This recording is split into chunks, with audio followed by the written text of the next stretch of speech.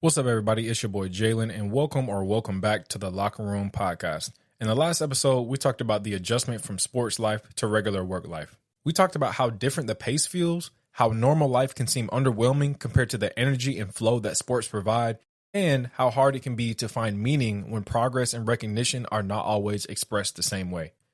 We talked about how learning how to respect ordinary life, how to stay consistent in a slower season, and how success after sports may look different than it did before, but still matters just as much. And that leads directly into the conversation for today. Because once you start learning how to live in this new season, the next question becomes, where do you go from here? Based on the timeline of where we left off in the last episode to now, it's been about 2 years. And in that time, a lot changed, not without challenges, setbacks, and mistakes, but changed enough for me to say that I'm speaking from a completely different place than I was at the beginning of this season. This conversation makes sense as the final episode of season 1 because we're mostly caught up to the present. As I said, the timeline for the last episode was roughly between mid-2023 to late 2024. It's mid-2026 now. Since that period, I've taken a lot of the things I've shared with you all this season and started applying them to my own life in a much more intentional way. I've begun the process of building a better, more meaningful, and more fulfilling life outside of sports. I've been able to grasp work in a way that isn't emotionally draining all the time.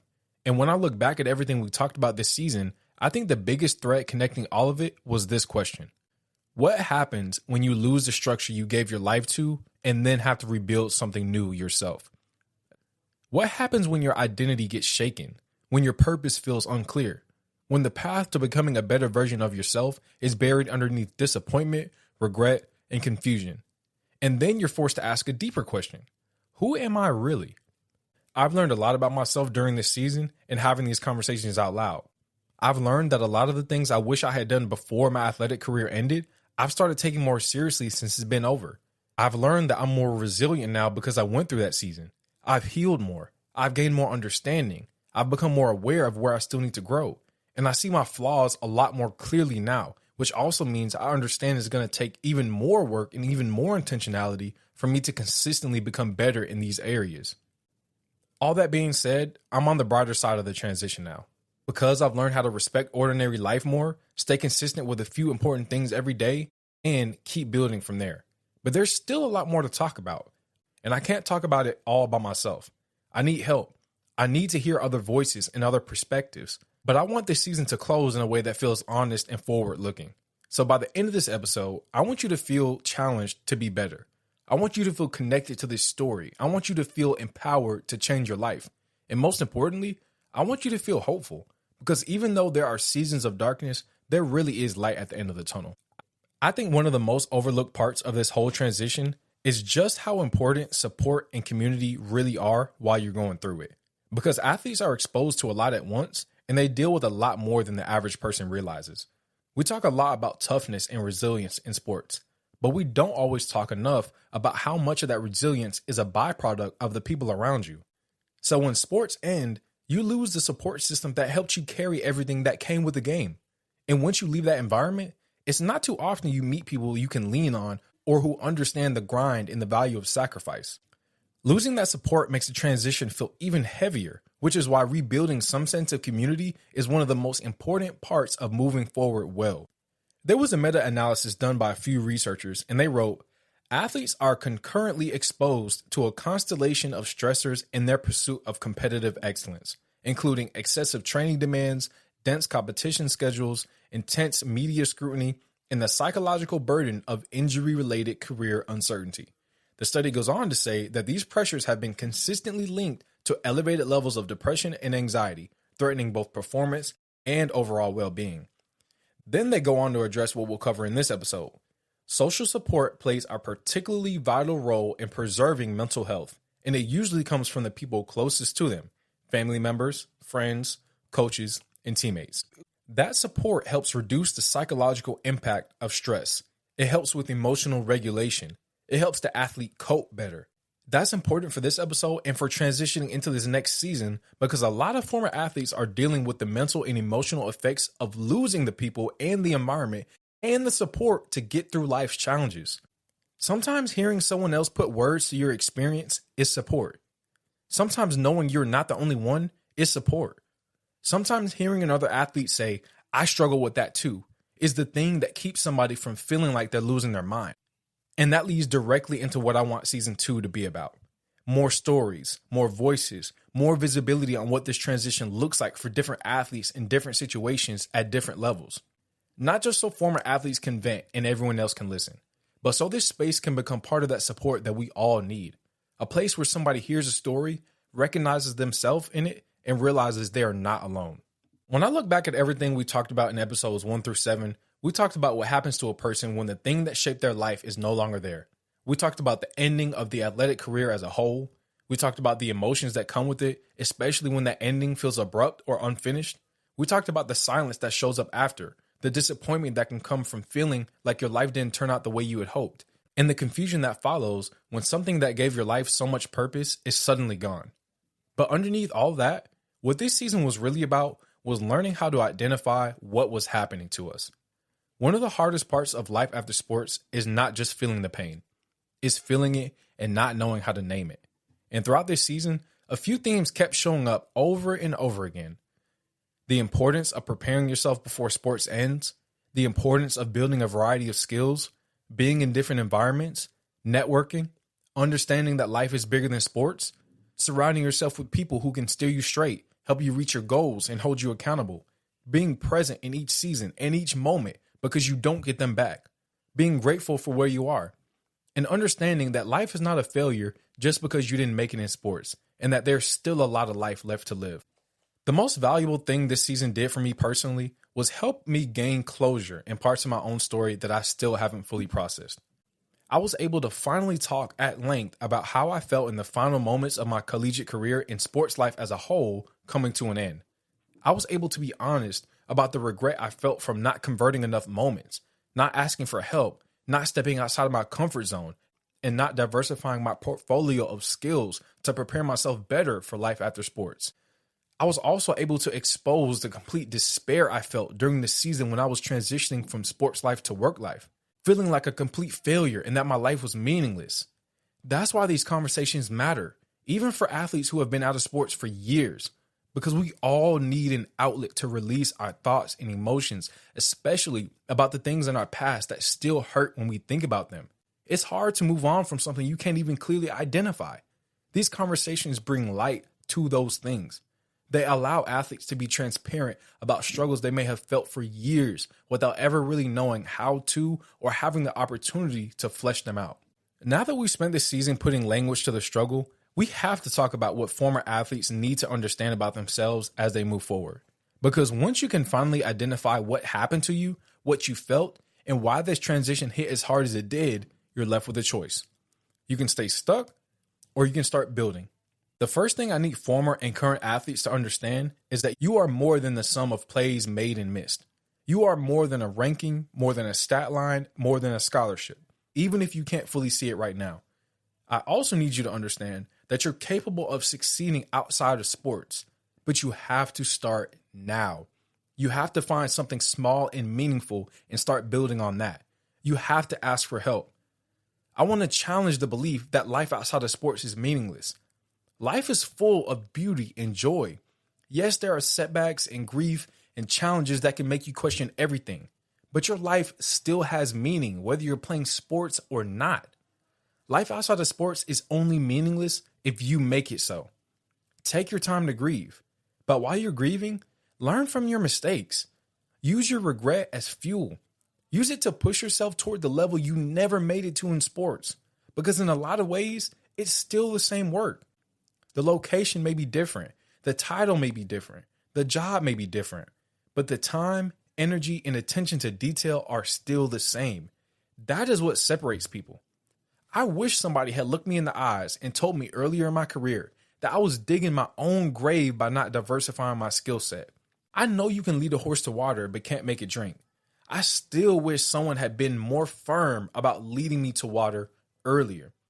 I wish someone had pushed me harder to become good at something else while sports were still the center of my life, so the transition wouldn't have hit me as hard as it did. And to the athlete who still feels stuck, bitter, ashamed, confused, or behind, I want to say this. It's okay to not be okay, but it's not okay to stay that way. You have to move now. You can't afford to wait any longer. There are so many free online resources that can help you build your skills portfolio, and in a year, you can become a jack of all trades compared to where you are right now. With all the information available to you now, every day you let those opportunities pass you by, you are making this transition harder on yourself now or harder on yourself in the future. You owe it to yourself to be better prepared. And if not for yourself, do it for the people around you. Because everybody has somebody watching them no matter what season of life they're in. And to the former athlete who feels like they've peaked in sports and life has been downhill ever since, I'd say this. Because sports were the thing you were best at, it's natural that life has felt downhill since then. But to correct that, you need to find something else. What are you passionate about? What's one small step you can take towards that today? And if the answer is nothing, then you need to find something. Because if you don't, you're going to keep going downhill until you crash. But if you act now, if you make a decision to change something, you may level out for a while. And if you really find something you care about and get good at it, you might even find your way back to the top in a whole new area of life. The older I get, the more I realize that sports teach you about almost every area of life. We grieve constantly in our careers. We experience growth on a regular basis. Our identity is questioned all the time. We learn how to deal with rejection. But the one thing that often seems less clear is purpose. However, even that becomes clearer with a small perspective shift. If your purpose is no longer to be the best athlete, but to become the best version of yourself every day by using your natural skills and abilities to maximize your potential, then you start realizing sports was teaching you that too. You can't give what you don't have. You can't do what you don't know. You can't go somewhere you've never been. So you have to start somewhere. You have to ask for help. Because just like in sports, you can't fake being something you're not forever. Eventually, you'll get tired and you'll get exposed. The best version of yourself is someone who is constantly seeking growth, constantly seeking feedback, and constantly trying to improve. And what moving forward actually looks like in real life is not some huge motivational moment. It looks like little markers of progress every day. It looks like taking one step, then another, then another. And before you know it, a few months go by and you created real distance from where you started. A year goes by and you're even further. But it all starts with recognizing that you can't wait for tomorrow and you can't wait for things to be perfect. Tomorrow may never come and perfect doesn't really exist.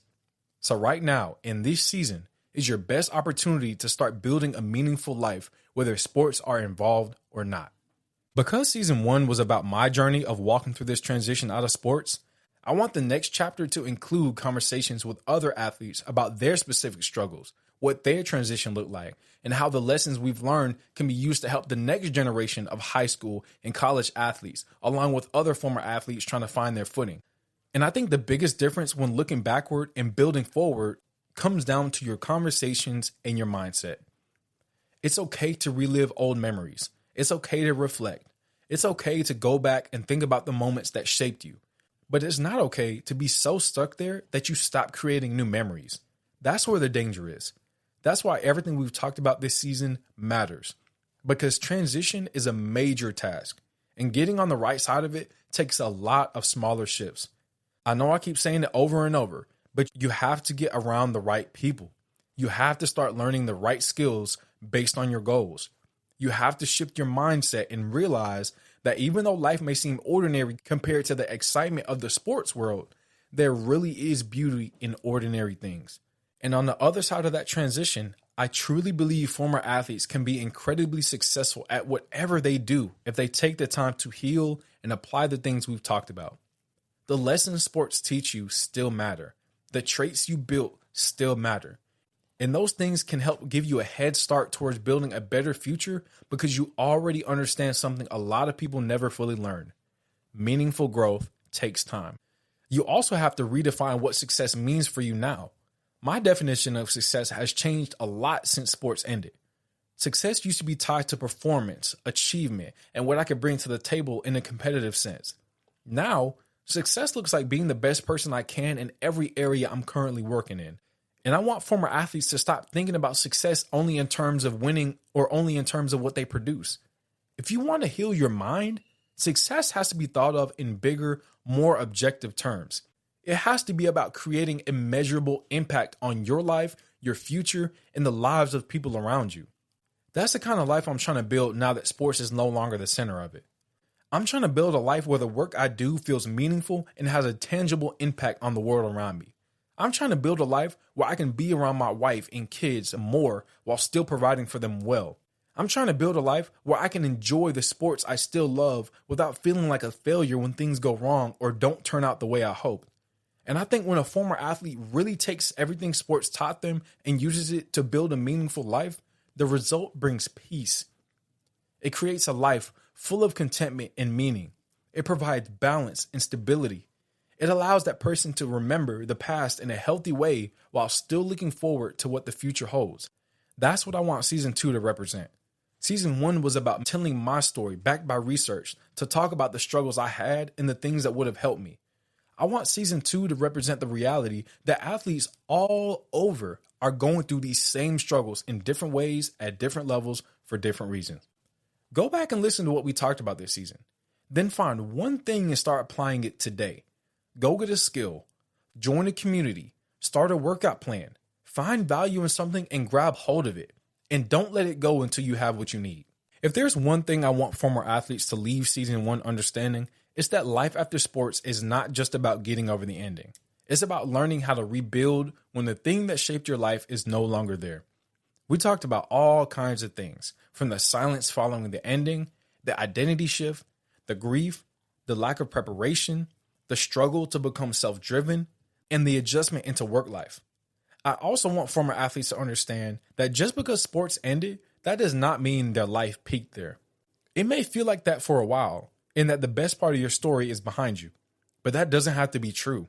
There's still room to grow and room to heal, but it takes time and smaller choices and daily shifts and honest reflection and learning new skills and asking for help and taking life seriously enough to build something with it instead of letting it pass you by because you're hurt about what happened in the past. So if you've been listening this season and seeing yourself in these conversations, I hope that you take what connected with you and start applying it. Before I close, I just want to say thank you all for tuning in to season 1 of the Locker Room Podcast. Your support means a lot to me, and I'm grateful to have people like you listening, sharing the content, and encouraging me to keep moving forward with this platform. There have definitely been a few points of tension and things I've wrestled with in my workflow throughout the course of this season, and hopefully moving forward, you all start to notice some positive changes there too. But more than anything, I appreciate you for being patient with me, working with me, and giving these conversations your time, and I really hope you got something meaningful from them. Season 2 represents expansion. It represents the locker room where athletes can be honest with each other, but not be judged or told to suck it up and be tough. It's going to take a coordinated effort, but I know I have the resources available to make that happen, and I'm excited about where this platform can go from there. Like I said at the beginning of the season, this podcast has a lot of room to grow. I'm still working out some of the details of what those next steps are going to look like, but believe me, when I know, you'll know.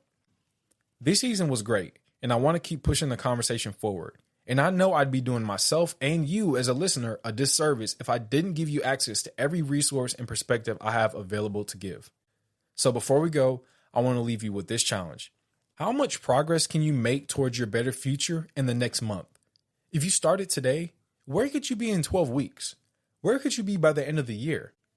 Until next time, remember, the game changed, but your story is still being written. Take care and God bless.